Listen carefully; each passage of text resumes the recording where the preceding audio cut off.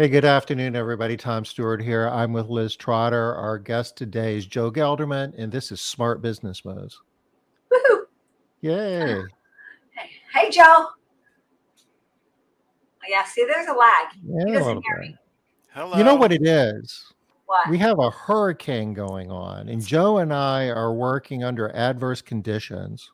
Are you Yeah. both? Are you both in the middle of that? Have that going on? It may be affecting it for real. Yeah, we're in the cone. We're in the cone of destruction. Oh, okay. But I heard it was. We are in the storm, but I don't think either one of us are at any immediate risk. I heard it was not severe, just very fast. That's what I I think heard. No. I think there's some people in Florida that would tell you that it was severe. I think there's some folks in Florida that got hit hard, Oh, but really? once I it's hadn't heard come that yet. on, yeah, it's kind of I'm in Charleston. It's Yeah. kind of tropical force type stuff. Some trees will fall over, maybe lights will flicker. There's some flooding, but it always floods here, so nobody's evacuating or anything like that. Okay. I couldn't evacuate anyway because I had to do smart business moves. Well, of I'm at course, we risk would expect of you to be here. Go ahead, Joe. You're at risk. maybe losing power at some point and a lot of flooding, but that's about it. I'm just outside of Atlanta, so we're You getting a are. ton of rain.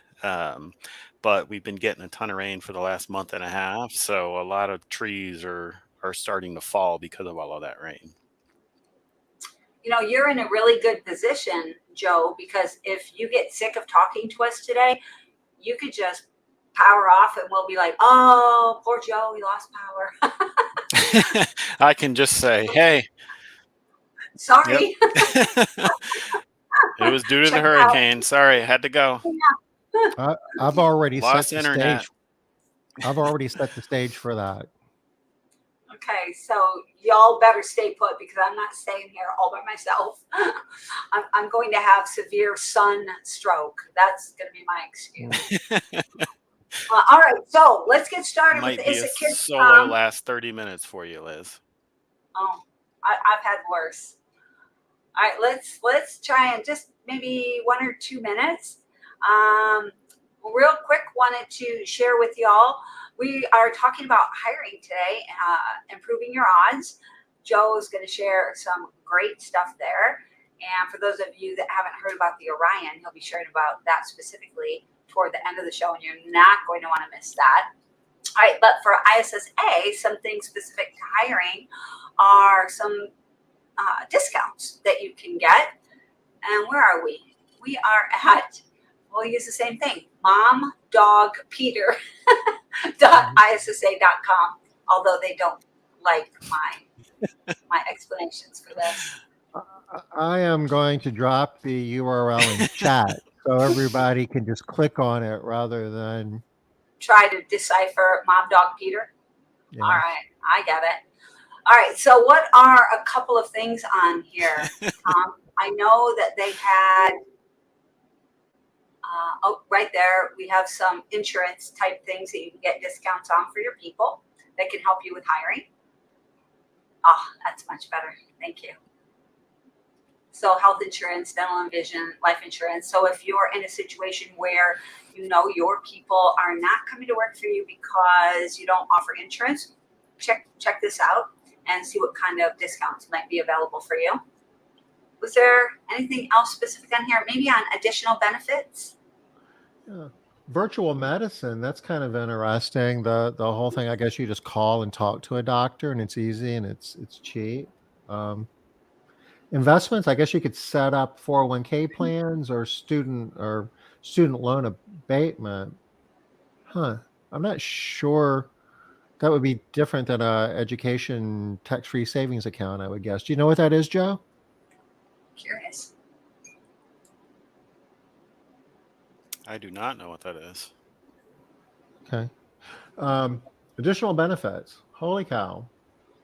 Here's where.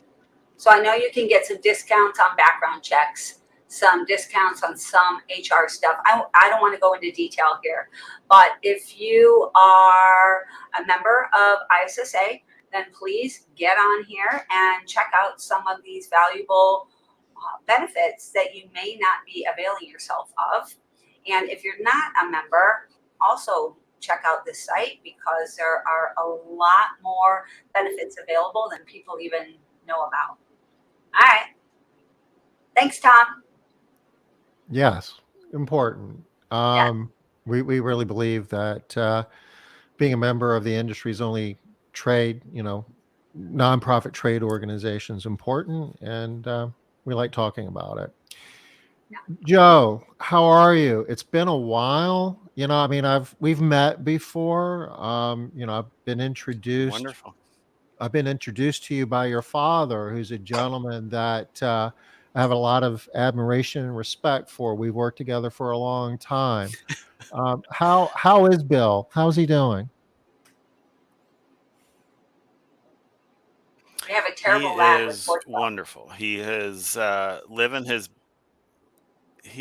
living his best life as a retired person right now. Um, he has moved into a neighborhood with only 55 plus people in it. So he's playing bocce ball and going to concerts and going to casinos and going on cruises with all of these people and all of that. So he is extremely happy and doing really, really well. Oh, that sounds awesome. Yeah. You said 55 plus. I'm thinking that sounds like a small community. Oh, wait a minute. Sorry, Tom. Okay. Sorry, Tom. I think you might be showing your age right there, Tom. I could be a candidate. No doubt. All right. Well, I'm so happy to hear about Bill.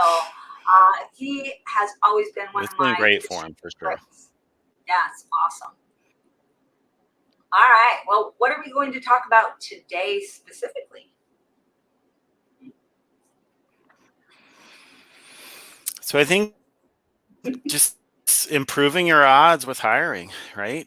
Um, Sorry for the lag. Tom and I tried to figure it out a little bit before we came on, but it seems to still be persisting. But um, hiring in general and improving your odds with hiring and the different ways that you can have the right mindset and the things that you can do to improve Okay. your odds in terms of keeping people, right? Because one of the things that I continue to is that hiring has been an issue. I mean, hiring's always an issue, right? But it's been a big issue since COVID. Whether it's getting candidates or getting candidates to show up for the interview or answer the phone when you call them. So it seems to have turned a little bit to people are showing up and people are actually taking the job to people are leaving within 2 weeks, right? Um, so the retention part is also a big part of what the main focus of what we do is with the Orion, just in terms of making sure you're hiring the right people, right? Because retention's great, and you can put a ton of attention into all of these things you're doing to build the culture and to build to do all of these different things to retain people. But if you're not hiring the right people, it doesn't matter. You're just spinning your wheels. So Joe, I guess just to kind of get us I'm going to wait a started here, I'm second just gonna to see if either of you respond just because of the lag. to get us started here. Let's back up just for a moment. If you could tell us a little bit about yourself, and you mentioned Orion, you could then go ahead and we could talk a little bit about your business and what you do. But I know that you've got a very interesting, background prior to Orion that I think would be interesting to share with our audience. Yeah. So I actually worked in professional sports for 15 years before I joined my father, who has recently retired, and I've taken over the company. And for the last 10 years that I was in professional sports, I worked for a professional hockey team. For the last 10 years that I was there, I did all of the hiring. So I hired everybody from our ticket sellers to our accountant and CFO, everything you can think of, right? So I did So when all the of the hiring. goalie So when the I've goalie been gives up on the other side. So I'm so I'm not just talking about. so when the goalie gives up the losing goal, do you get in trouble for hiring the wrong goalie? That's not hiring, that's recruiting. No, I didn't hire the players. Oh, Yeah. okay. I just hired the front office staff Oh, okay. and the work, like the workers, like the so I didn't have anything to do with the hockey side. It was just the front office side. But I've been on that side, right? So I've had to hire. I was hiring people for 10 years, and I used objective information. I used the TTI reports that Liz uses so frequently now. That's what I used when I was hiring people. The disc reports is how she refers to them, but I used the disc reports when I was hiring people there for the 10 years, right? And I did use some of the Orion reports for some of the positions that we had. Most of them were more the TTI disc report was what I should have used for that. But I was a user of these before I joined my father and joined the steering group. So I've been with the steering group now for 6 years. And have been utilizing the Orion to work with the residential cleaning industry and pet industries and home healthcare industries and nanny industry, the people that are in home service providers, because they all have the same issues, right? You're sending people into other people's homes unsupervised, so you you need to know what you're going to get out of this person, because it's not Walmart where you're going to be able to watch them every day and see what they do every day. You're sending them out there on their own, so you need to be able to trust what they're going to be able to do. You need to be able to have some faith in what they're going to be able to do, because at the end of the day, you have a moral, if not legal obligation, to make sure that the people that you're sending into other people's homes are not going to steal from them, are not going to show up and be high So on some Joe, drug you or mentioned drunk or whatever it assessments is, and you right? mentioned Orion. Could you explain a little bit about what you mean when you say assessments and what is the Orion? So the Orion is an 80 question opinion survey that is very popular within the residential cleaning industry. And you would give this to your candidates, and they would answer these 80 statements with their opinion. And I don't want to scare you off by saying it's 80 questions, because it generally takes people about 12 or 13 minutes. So it's not something you're asking them to sit there and take an hour to do, right? Was it always Um, 80 but questions? when they complete it, it was, yeah, it's always been 80 questions. Okay. When they complete it, you get a report immediately. Tom, if you want to just click on that second one there on, you know, on the website, you get a report immediately that gives you some scores on them based on how they answered the questions, right? So the first thing is the validity, which tells you whether or not they were being truthful. That's probably the most Can you make important it bigger, thing Tom? in there, right?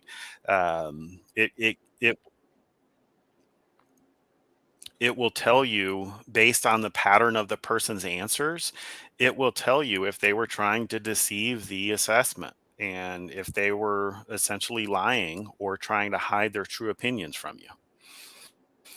But then after that, it goes into all of these these other things, right? Supervisory attitude, which would mean, is that somebody that will follow your policies and procedures when they're out there on their own, or are they the kind of person that's going to do it the way that they think it should be done? Right. So that's a big one, especially for people that use individuals. But it also can be a big one for people that use teams, because if you put two people together that are below average supervisory attitude, go ahead, All Liz. right, I'm going to try and get my hand up there so I don't keep talking over you, Joe. So when it says below average, does that mean below average risk? No, that means that person is below average in supervisory attitude, right? So that means, in this case, that means that person is the kind of person that would do things the way that they think it should be done, rather than the way that you've trained them to do it, and rather than the way that you have set your standards for your company.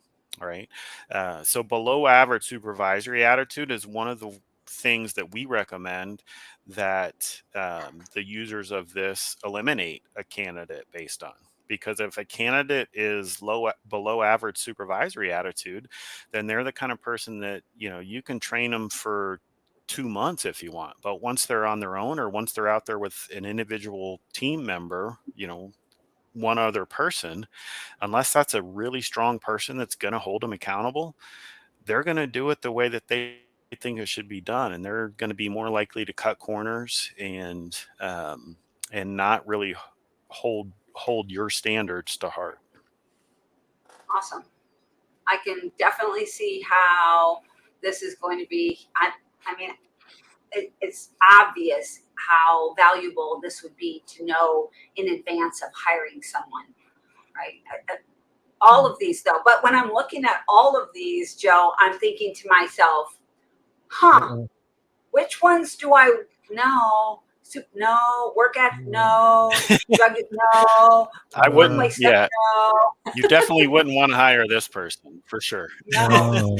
I mean, No. there's big ones that we always, whenever somebody signs up to use it, we do a training session with them and talk about which are the main ones that we would look out for. And supervisory attitude being below average there is definitely one of them, right? Yeah. Or high risk for workplace drug use is another one of the big ones, because that would say that person is very likely to show up for work high or do drugs while they're Show working. up for And work that and one, all say, of these are "I'm actually high." validated individually. Nobody All gets right, that but y'all. you I'm and just me, going to tell Tom. you, they're teasing me right now, because I'll tell you what. When I came onto the call today, if I can make my chair do it, oh my gosh, of course it won't. Okay, when I came onto the call today, my head was like this, and I said, "Oh my gosh, y'all, I'm so high today." So now they're harassing me. I'm not actually high. Look, I'm very low. All right. So, but seriously, when you're talking about the ones to worry about, Joe, I'm looking at this list.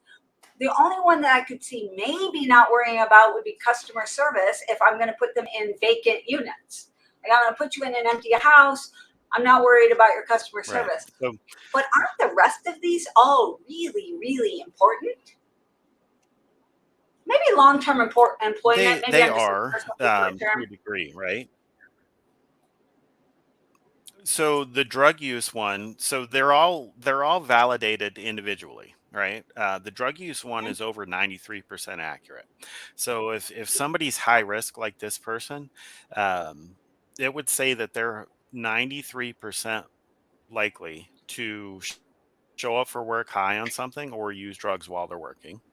Oh The wow. theft one is 92% accurate. So that would say high risk there would say that they're 92% likely to steal from either you or your clients. And in the residential cleaning world, most of the time that's going to be your clients, right? It's a lot easier to steal from them when they're in their homes unsupervised than it is to steal from you.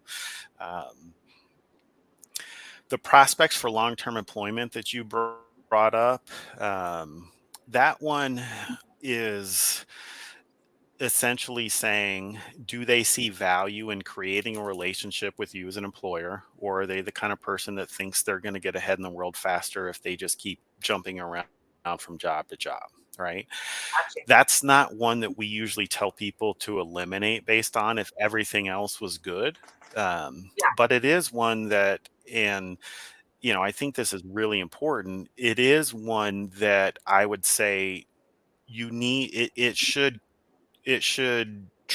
trigger a response in your head to make sure that you're checking their references and to make sure that you're confirming the dates of their previous work history, right? Yeah. People know that if they tell you they've had 12 jobs in the last 18 months, the chances of you hiring them are slim to none, right? So when they're filling out that application, if that's the case, they're maybe put 2 on there and say they were at each one for 9 months, or maybe put 1 on there and say they were there for 18 months. Um, so just making sure that you confirm the dates of their previous work history that they gave you is going to go a long ways with those people that are below average for prospects for long-term employment. Okay. I see Carol has a question here for you, Joe. And then How do you evaluate the accuracy of the questions versus sure. the actual outcomes?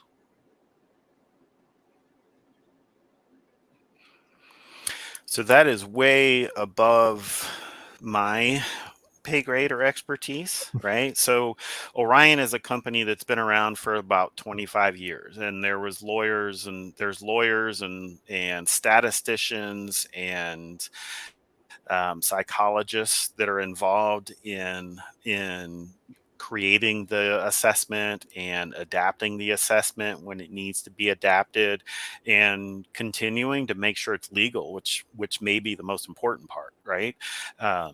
But they have done extensive research, and before it could get legalized, they did extensive studies with different companies and things like that, um, to make sure that the questions were valid and that the questions were measuring what was wanting to be measured. And they had enough data and provided enough data to make it legalized, to make the fact that if somebody is below average in prospect for long-term employment, that it was legal, and there was data behind it to show that they were below average.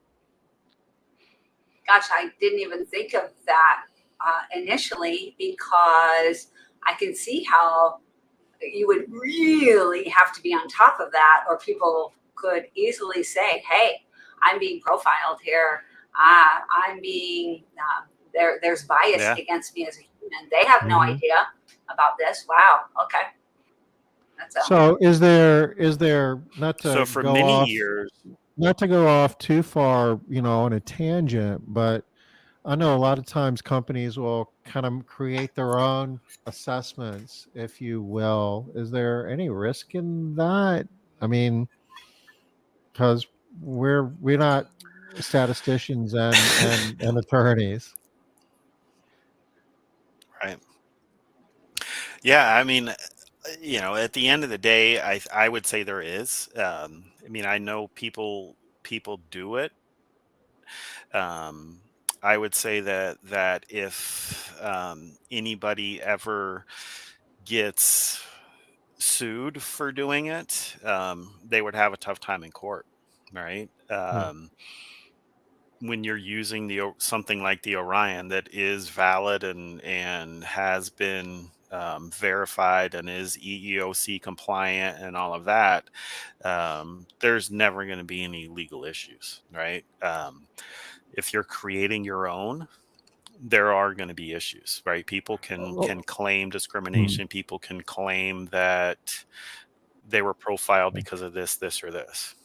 Or if you're using someone else's, I guess what I'm hearing is it would be a good idea to ask the question to, has this been validated? And I suspect, Joe, if we asked you to, and we're not, but there's some type of legal document that goes behind this that the Orion people can demonstrate that it's been Yeah. normalized and it's without bias. Yeah. I actually have a 287-page manual on all of Oh, the all of the research they've done and all of the different studies they did and all of that. So let's pull it up. it's No, pretty just No, kidding. extensive. please don't share that. We believe you. We believe you. I think the viewership would go to zero. All right.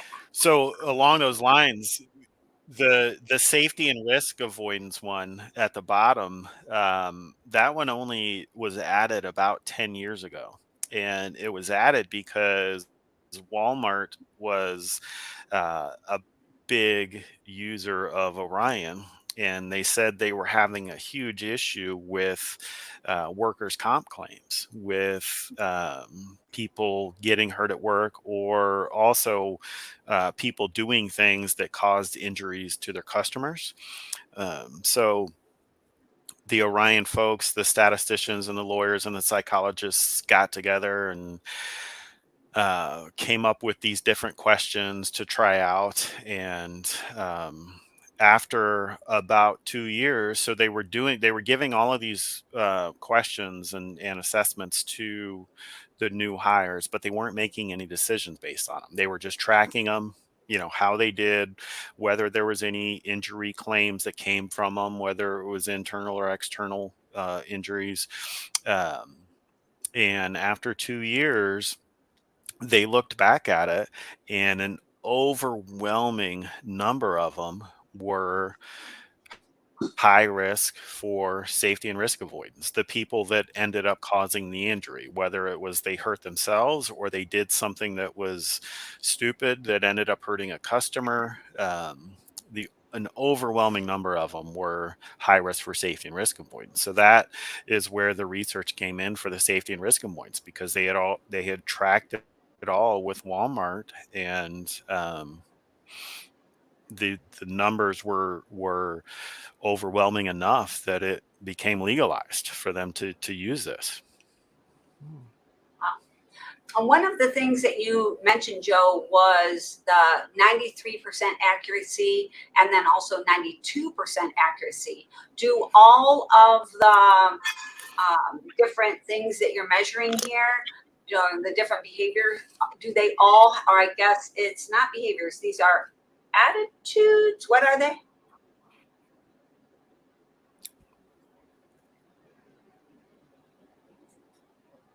I have a long lag.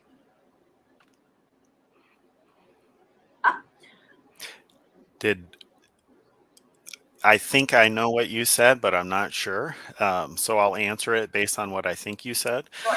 Yeah. because you broke up big time. So it may be me because it is super windy here. So um, they all do have their own.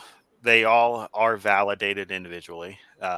So they all do have their own accuracy, right? The lowest is customer service. And that's one of the reasons why we always tell people customer service is not one that we would ever eliminate somebody based on. And customer service is 72%. All Oh, right. okay. But What workplace what drug use is what 93, theft is 92. what's included in customer service? Like, what are some ideas of what you are Yeah. evaluating? So customer service is actually not just about the customer facing side of things. It's more about understanding that the job that they do is going to reflect upon you as a business owner, and be able to maintain them as a client for you as a business owner, which in turn ultimately means them continuing to have a job, right? So it's about them being able to kind of look outside their perfect job description and see things that may need to be done and do them, right?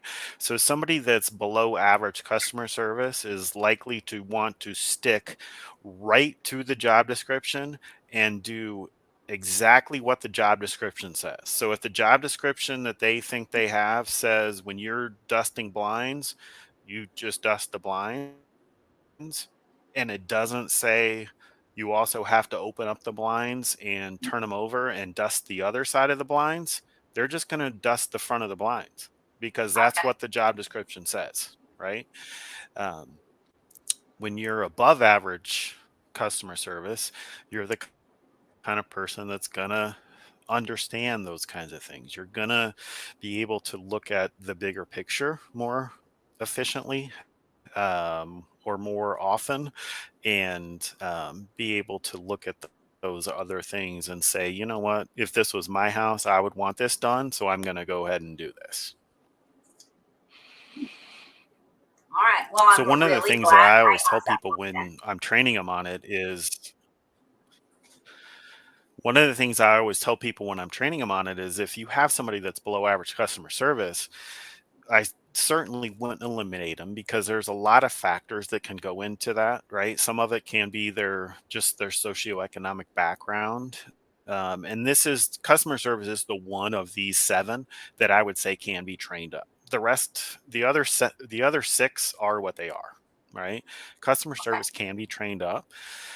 So I would always tell somebody to share real life stories of what their team has encountered in the field in terms of things that you know you've walked into this house and this has happened. There's a dog that's pooped all over the floor. What are you supposed to do?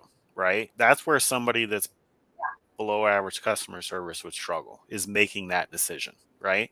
um, so sharing real life examples of, we had one team member that encountered this and this is what they did and it was great. We had one team member that did this and this is what they did and we wish they would have done the other thing.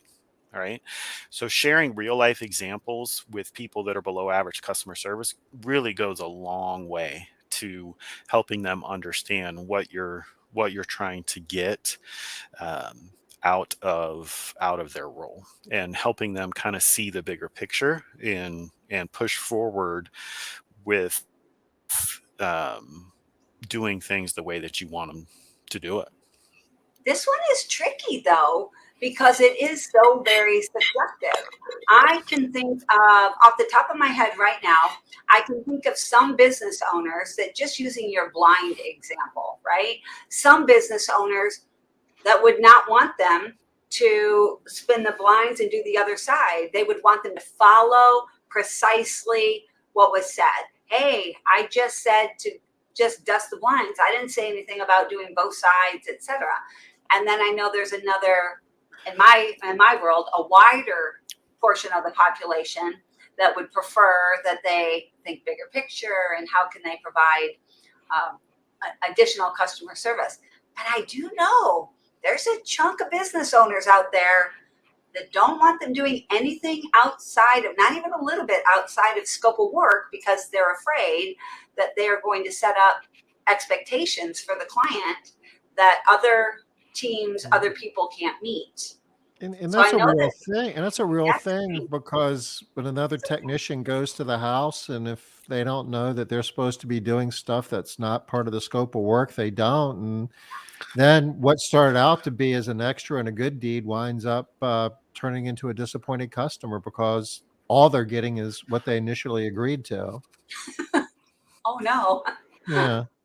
Yeah, that's a tricky one. I can see why that's Right. lowest, and Yeah. I I mean, also recognize why you are saying that you would not recommend eliminating someone for this reason. That makes perfect sense to me. yeah. And I think it comes down to the messaging, right? It comes down to making sure the expectations are clear. And again, what I said in terms of sharing stories, right? This person did this Yeah. and we wish they wouldn't have because it led to this. Maybe it was a good example, and this person, or in my mind, a good example. This person did open up the blinds and clean the other side but the owner didn't want them to. And they tell the other person that led to issues because the next cleaner, like Tom said, the next cleaner came in and didn't do that, and then we got complaints, right? So just sharing the expectations and making the expectations clear, um, but also again sharing those Good story. sharing ideas, or I shouldn't say ideas, sharing stories about the weird things, because that's where somebody that's below average customer service is really going to struggle, is the weird things, right? Yeah. You walk into a house and a dog pooped. What are you supposed to do? Because that's Yeah. not in their job description.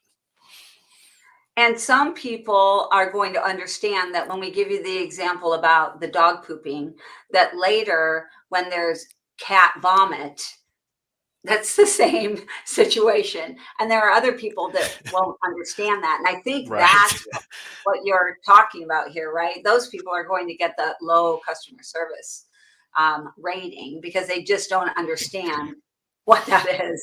You said And I dog would poop. You think, meant to I mention a mean, thing about the cat vomit. yeah, I mean, That's a thing. Yeah. I would hope that I would hope that I would hope that anybody would be able to correlate the two. But Well, you would be I would, disappointed in my mind, sometimes. I would think that sharing a story about, in my mind, sharing a story about dog poop is the same as sharing a story about cat poop. But I do understand that it's not necessarily the same. No. And then you got to get into dog vomit and So cat maybe you poop. I need to mean, it share gets very two stories, complicated. right? I, You need to I share am two stories. I am 100% on board with your thinking about the stories, though, because I do agree, even though we're joking, I do agree that the vast majority of the time you can begin to set the bigger vision for what we're trying to get to with those stories versus just saying, clean the floor. We're gonna have some failures with just clean the Yeah. floor. Yeah. So tell us, Joe, this And is I've one of had a my lot favorite. of, Oh, I'm going to keep talking. I keep forgetting. I keep stopping go when ahead. you talk, but sorry. Tell Go us ahead. a couple No, of it's fine. Go stories ahead. about workplace theft attitudes. I know you have a couple of really good stories Um, yeah, I mean, so I think my favorite, actually, you probably haven't heard, because there. this is my story and not my dad's story, and you always heard my dad's stories. Yeah. Um, so marginal risk means that when somebody has the need and the opportunity simultaneously, they can justify stealing. They can justify it to themselves. They can say to themselves, I need this money more than Mr. and Mrs. Smith need this money, right? Um, Yeah. so we recommend that you eliminate anybody who's high risk or marginal risk for theft, because marginal risk means that the fuse is there. You just don't know when it's going to light. But if something happens in their life, it's going to light. High risk means that the fuse is there, and the bomb is probably going to go off, right? Yeah. So I had it was actually a maid owner, um, um, that Darn it. I talked to. This was probably 2 years ago. And she had hired somebody that she had been using this for years. And they usually didn't hire anybody that was marginal risk for theft. But this person worked in the office, or sorry, this person's sister worked in her office. Right. Oh, Um, so they ended up hiring her as a maid because her sister worked in the office. Everything yeah. else was fine on her report, except she was marginal risk for theft. And she was fine for about a year or so, and then she ended up getting divorced. And about a year after she got divorced, a boyfriend came in or called the owner and said, blah blah blah has been stealing from your clients for the past year and selling. She's been stealing purses and selling them online. She's got a Etsy website, and here's the website, and she's stealing all these high-end purses. And so they eventually called this lady into the office, and she said, you know what, I didn't start until after I got divorced because I couldn't live the lifestyle that I was used to, and I needed more money. So I figured that these people's houses that I were going into, because they were so high end, they wouldn't miss if I just took one purse. So she was only taking one purse from each house. Oh, But that's all. she was selling Hmm. them online. I mean, they were Online. all like, it was a, yeah, it was a, it was a high end community, right? So she was selling these purses for like $800 each online. Um, and he gave her the link to this website and all that, and she finally admitted it. And she said exactly what somebody who's marginal risk for workplace theft would say, which is essentially, I had the need because I wasn't getting the lifestyle that I was used to, right? Wow. So that's the worry with the workplace theft thing, is you never know what's going to light somebody's fire there, Yeah. right? It And she can be was something right. as simple as, I want my son to play. And It she can be was something right as simple as, I because want my she son to said play youth they football would and I not can't afford even. it right now. I hate talking over him. It's making me insane doing it. But I know he can't hear me unless I keep talking over him. I'm going to let you go back to your soccer thing in just a second, Joe. But it is crazy because she was right. She was stealing for over a year, stealing a purse here, a purse there, a purse here, a purse there, and nobody ever noticed. She got turned in by her own boyfriend, or I'm guessing Yeah, ex-boyfriend at that point, right? That's crazy. Tell us right. about the soccer thing. Yeah, they had broken up. That's why he turned her in. Yeah. Um, I don't even know what I was saying when you got into I that, but remember I could tell the story, but I'm going to have to talk over you again. You were talking about how whether it's something like a divorce or something along the lines of you just want to put your oh yeah, son yeah, into okay. elite soccer, right? You need extra money. Right. So with the marginal risk for theft, you don't know what their trigger is, right? You don't know if it's wanting to sign their son up for travel soccer, or wanting to sign their son up for football, or their daughter up for hockey, and they don't have the money, and they've been fined for a year or a year and a half, but all of a sudden they have this need, right?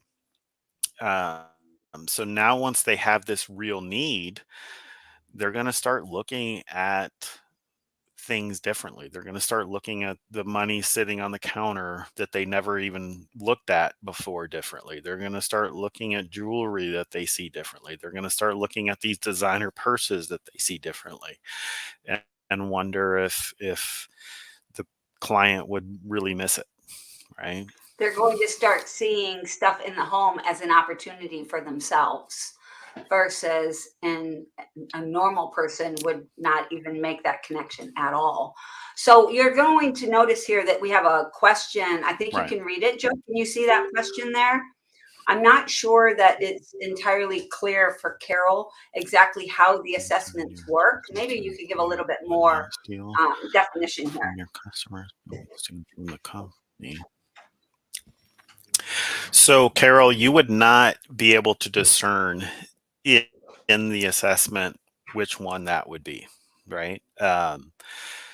The assessment would tell you that the person is likely, if they're high risk for theft, it's going to tell you that they're likely to steal. So that can be either from you or them. Um, so it can be supplies in what you mentioned in your question. It can be supplies, or it can be something from the customer or the client, and Like the leave a person. purse or money or whatever is in their home. Yeah.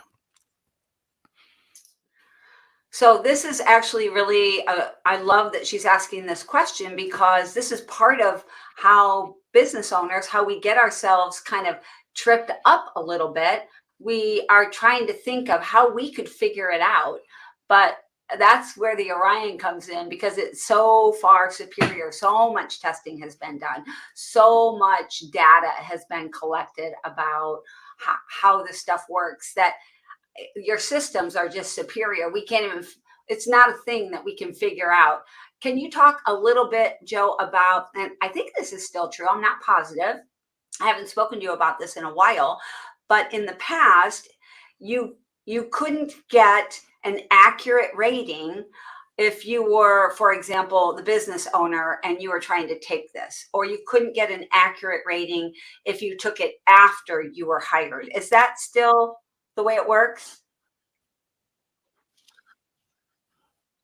It is, yeah. So it's designed, so the psychologists behind it, it's designed by them with the applicant's neutral mindset in mind. So it is definitely not valid for current employees, and it is not 100% not valid for owners.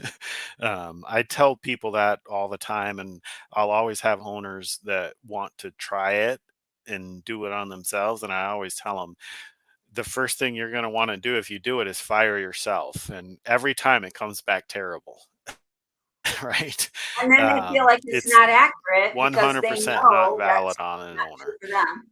Yeah, Right. I like But it's not valid on an owner because it's designed with an applicant's neutral mindset in mind, right? So you want them in that mindset of, are we going to get hired or are we not going to get hired? You don't want them thinking that this is the last step that they need to jump through when they do it. You want them still questioning things, right? So it's generally done before you have any meaningful conversation with them.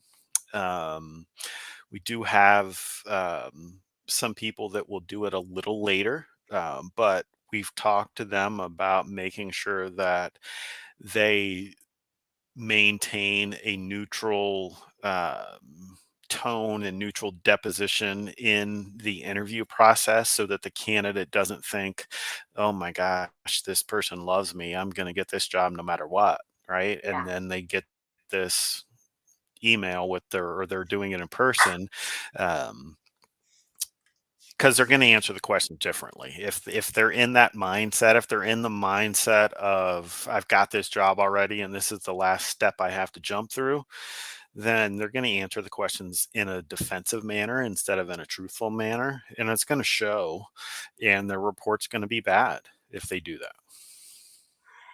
And when somebody's looking to get hired, this is really, I know this is obvious what I'm going to say, but it also bears repeating, that when somebody is looking to get a job and they're filling out one of these assessments, they're trying to get the right answer, right? What they think the right answer is.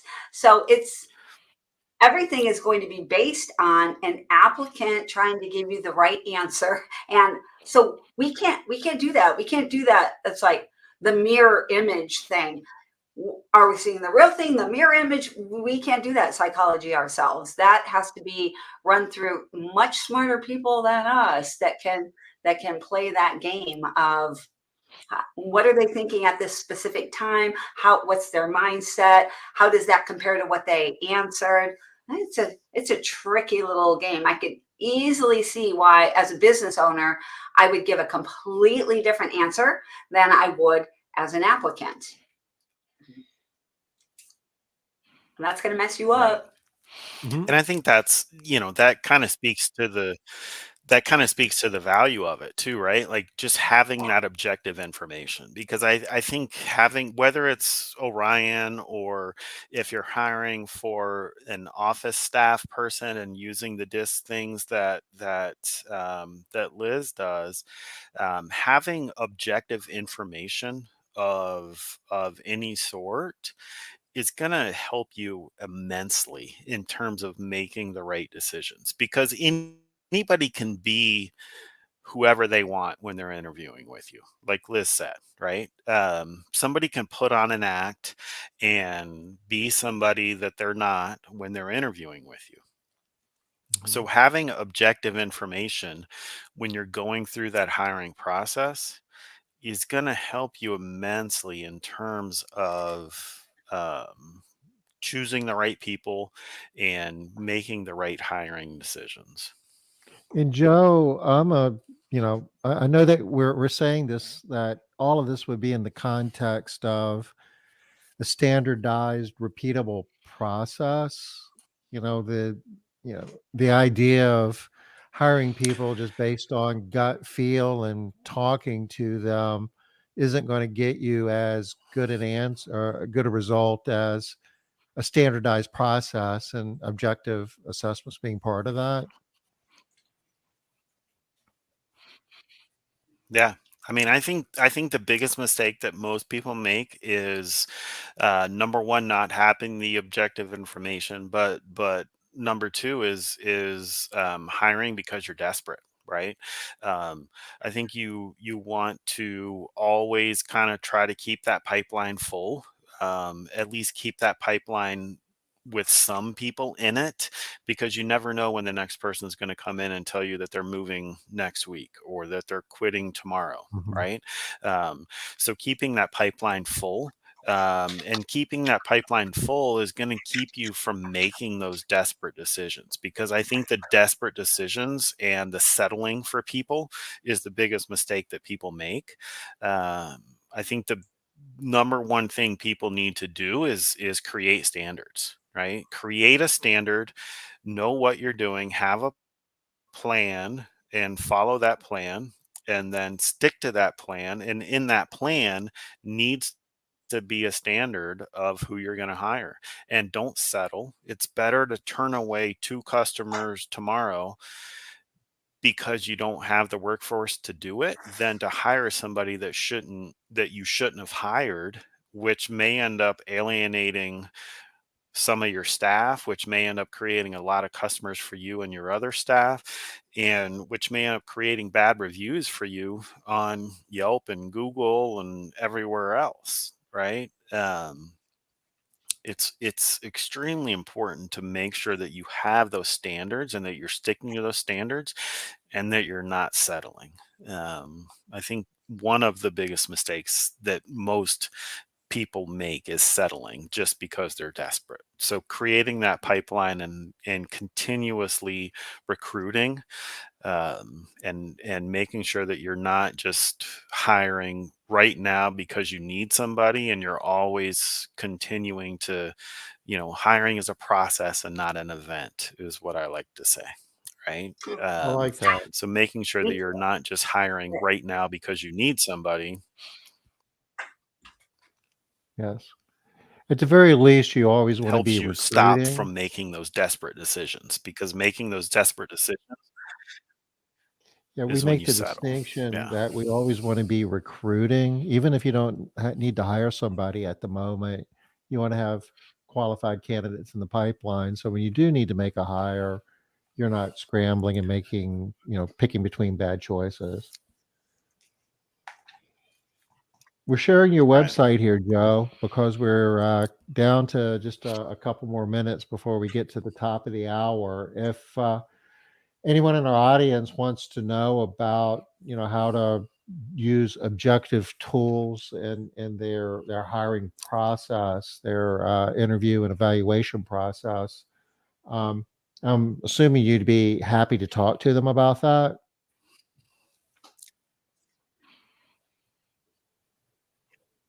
Absolutely. Tom, can you click on the Orion Systems tab there? This one? I saw the one down at the bottom, but that one will work as well. This is a great place for, I think, for people to be able to go, put your information in there, find out a little bit more about it. Is there any, I hate asking this question, but I'm going to ask it anyway. Is there any place on here where they can find out about price, Joe? Or is this the best place for them to go?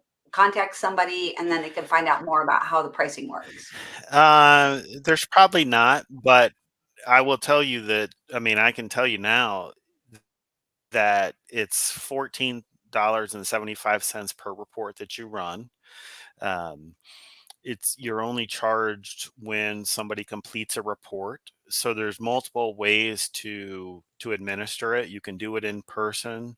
So obviously if somebody comes in person and does it, then you're getting charged. But you also can send a link to people, to your candidate, so you're not wasting your time with people that wouldn't have shown up anyway, because a lot of times they won't complete the Orion.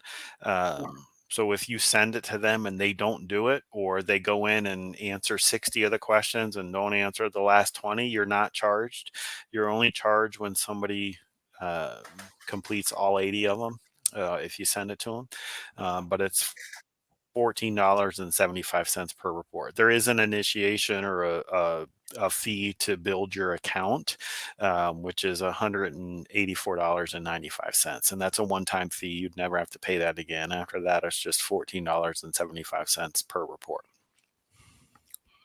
Okay. Excellent.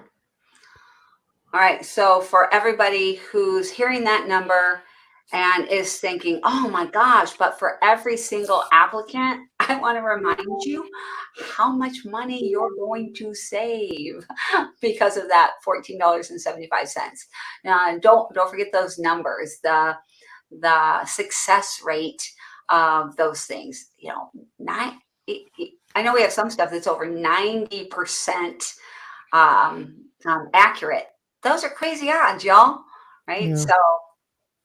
And, this is like doubly true in And 2023. If we were having this discussion, 10 years ago when minimum wage was what, $5.15 an hour, you say, well, $14 is a lot of money. But if you think about what it costs to hire and onboard and train someone in today's salary dollars, I would spend a ton of money on objective assessments to help me make better hires, because that's nothing compared to what it's costing you when you make a bad hire. Yeah. Well, we have 1 minute. Joe, you have any I last read I read a article recently that was from the Harvard Business Review, and it said 80% of turnover can be contributed to bad hires. Oh, wow. So I'll also give you one of my favorite books is Good to Great by Jim Collins. Mm-hmm. What'd you say, Liz?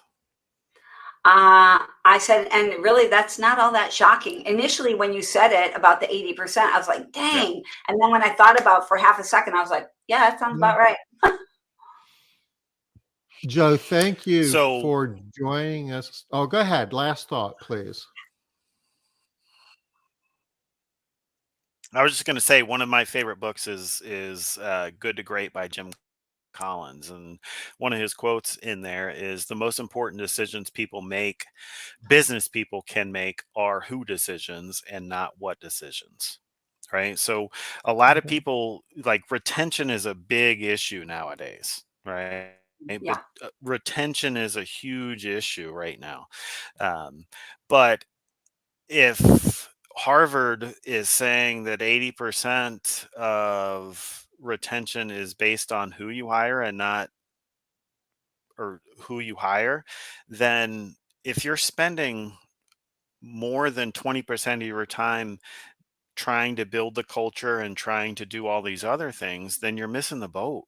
Because, I mean, you should be spending a lot of time doing that, but if you're not making sure that you hire the right people, then you're just going to keep spinning your wheels. You have to hire the right people to make sure that all the things that you're doing to try to build the culture and to try to make sure that people are respected and to try to make sure that people are feeling valued and giving them all the tools to feel that they're measured and all of that, which are the things you need to be doing. But if you don't have the right people, that doesn't matter. If you have a bad apple, it doesn't matter how much time you spend trying to build them up and how good your culture is, because they're a bad apple at the end of the day. You're going to have somebody you really like who steals from you. Woohoo! So, Joe, I'm going to go Right. ahead and drop the link to your website in chat again. So, anyone who would like to have more information about Orion or other services you offer, they can reach out. And thank you for joining us today. Please tell Bill, your dad, we said hello. We Yeah, love your dad. We So, do. I will. Yeah. Thank you for having me. All right. Be safe out there, everybody. Tom, Joe, both of y'all are like hurricane dwellers. So enjoy the rest of the day, everybody. Talk soon. we'll see you next Wednesday, 5 o'clock Eastern. Bye bye.